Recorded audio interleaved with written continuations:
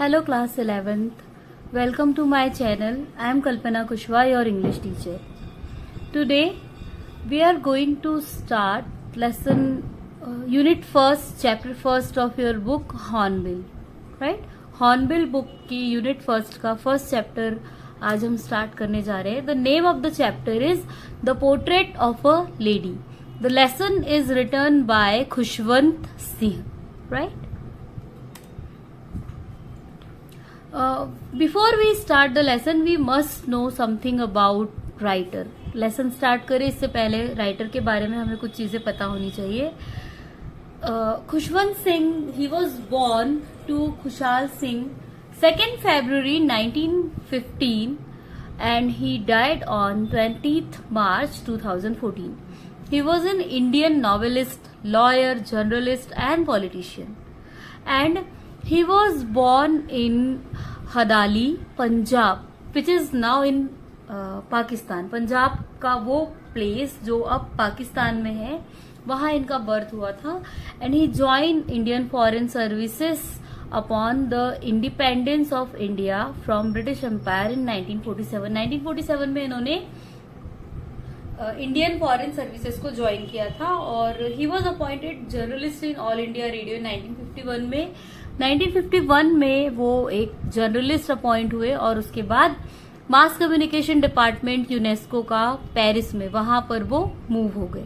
Khushwant Singh was decorated with the Padma Bhushan in 1974.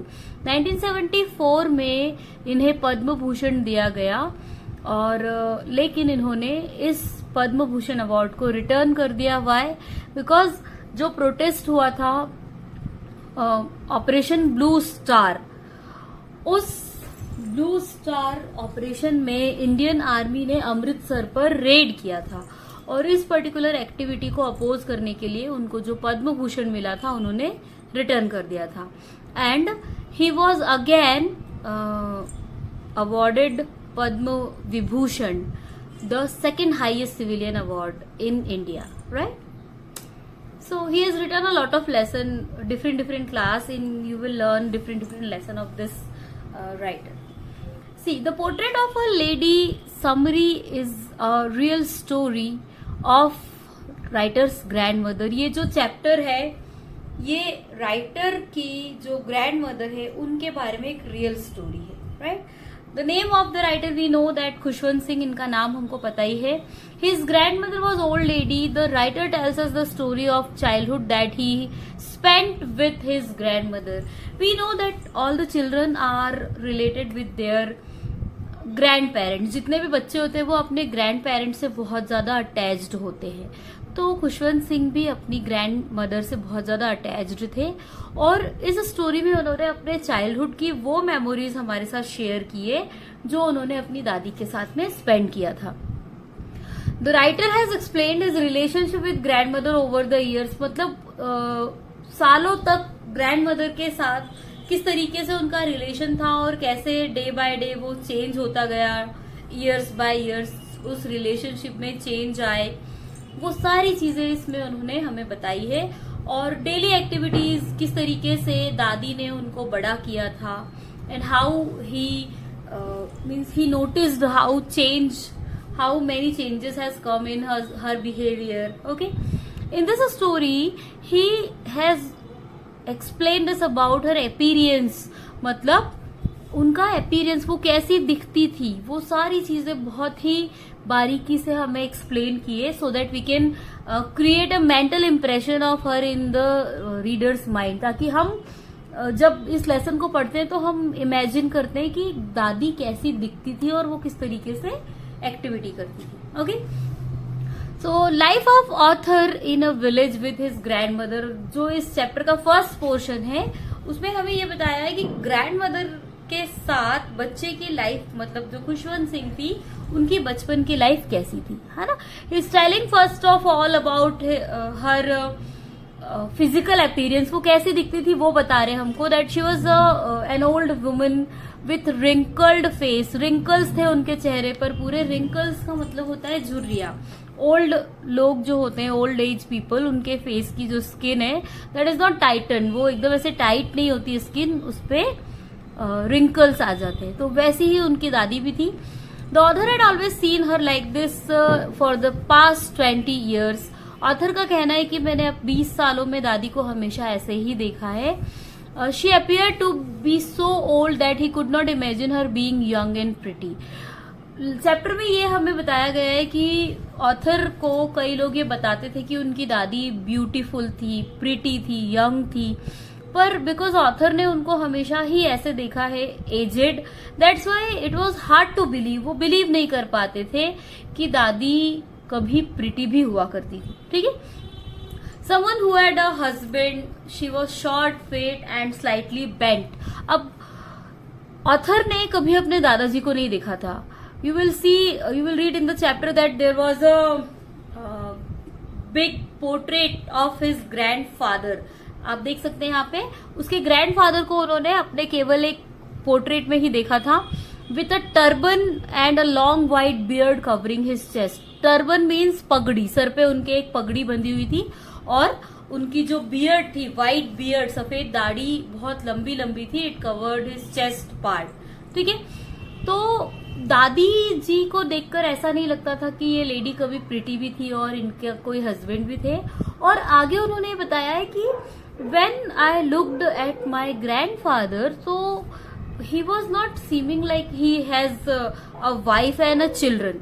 मतलब उनकी as इतनी ज्यादा दिखती थी ऑथर को, ऐसा लगता था कि इनकी वाइफ और चिल्ड्रन नहीं है, ये पर्सन जो है इनके केवल ग्रैंड चिल्ड्रन होंगे. ओके, ये इमेजिनेशन है ऑथर का. फिर जो ग्रैंड मदर है उनकी, वो अपने घर में spotless white with her one hand resting on her waist and her other hand counting the beads of her rosary.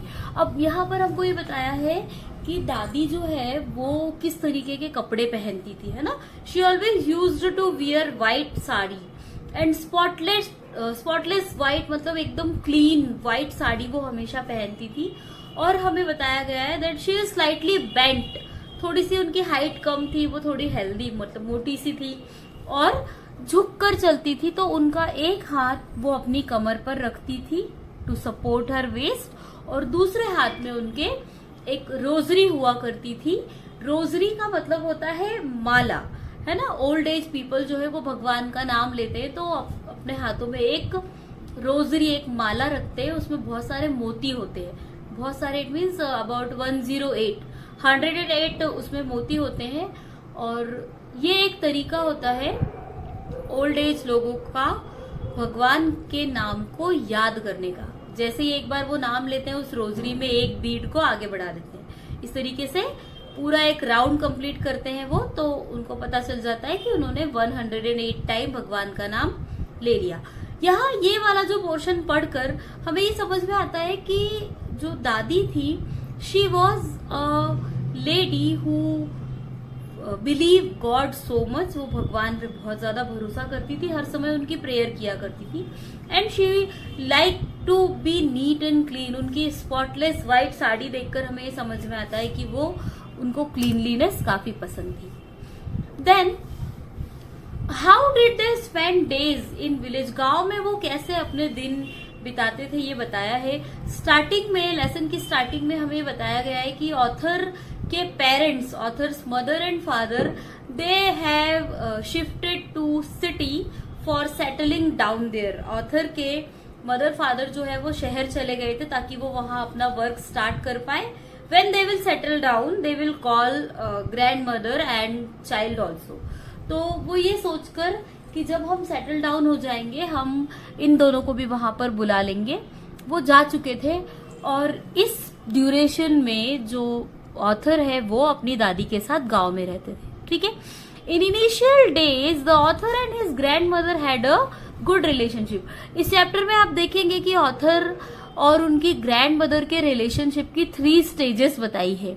सबसे पहली स्टेज जब ऑथर काफी छोटे हैं और वो अपनी दादी के साथ गांव में अकेले रहते हैं, उस समय वो एक यंग बॉय हैं. उसके बाद सेकंड स्टेज में आप देखेंगे कि ऑथर को उनके मदर फादर दादी के साथ शहर बुला लेते हैं. तो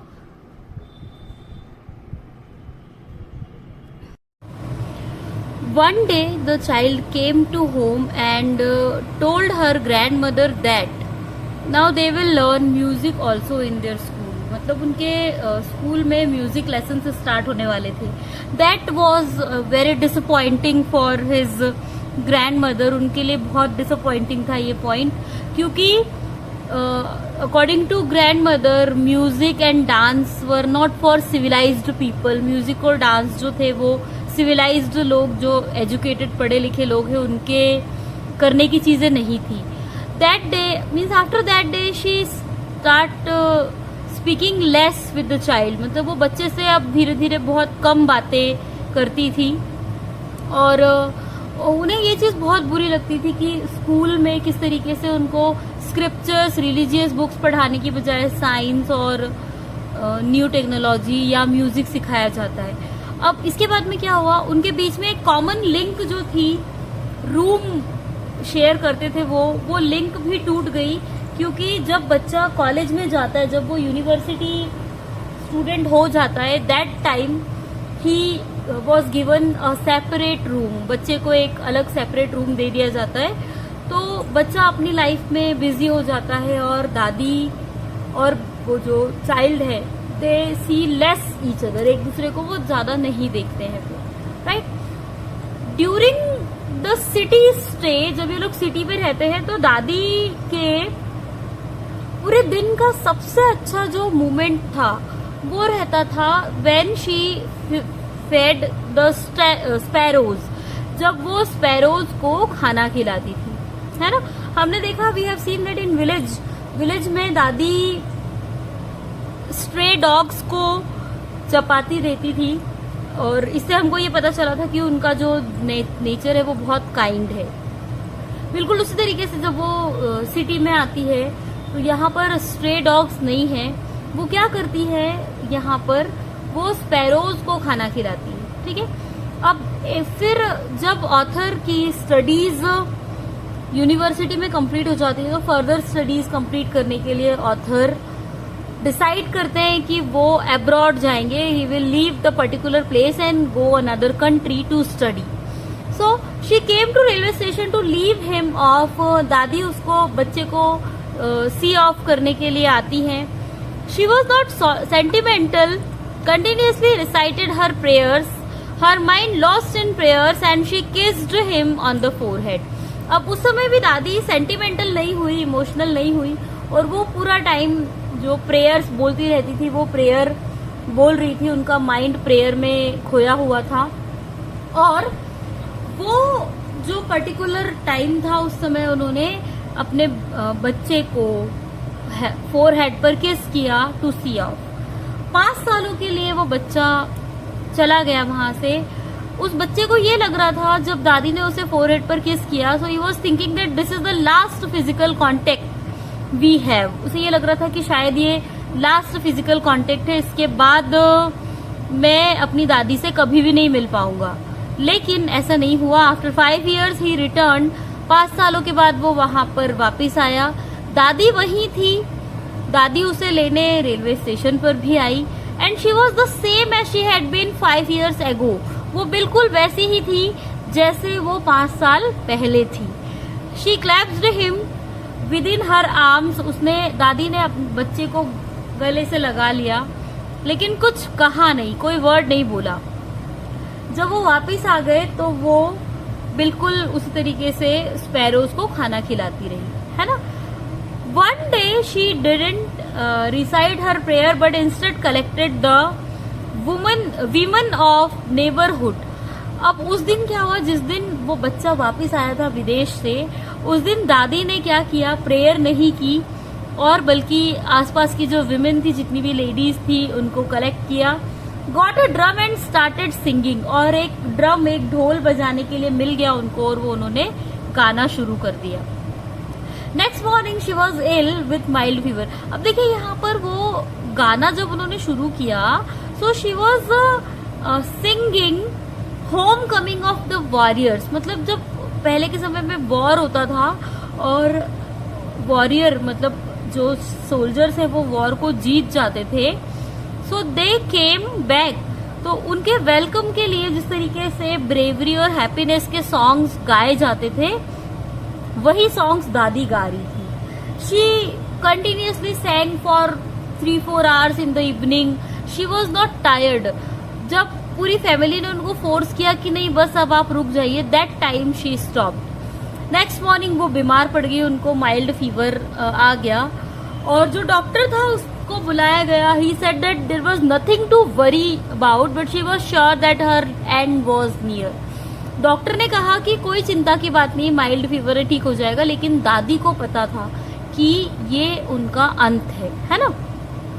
She didn't want to waste her time talking to anyone in the family anymore, but spent her last hours in reciting her prayers, laying on the bed.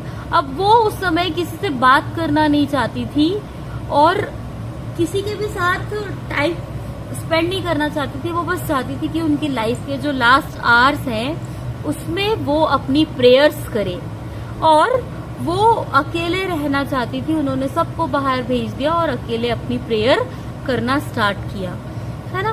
Suddenly उनके जो लिप्स हैं वो स्टॉप हो गए, बॉडी के movements बंद हो गए, उनके हाथ से रोजरी नीचे गिर जाती है।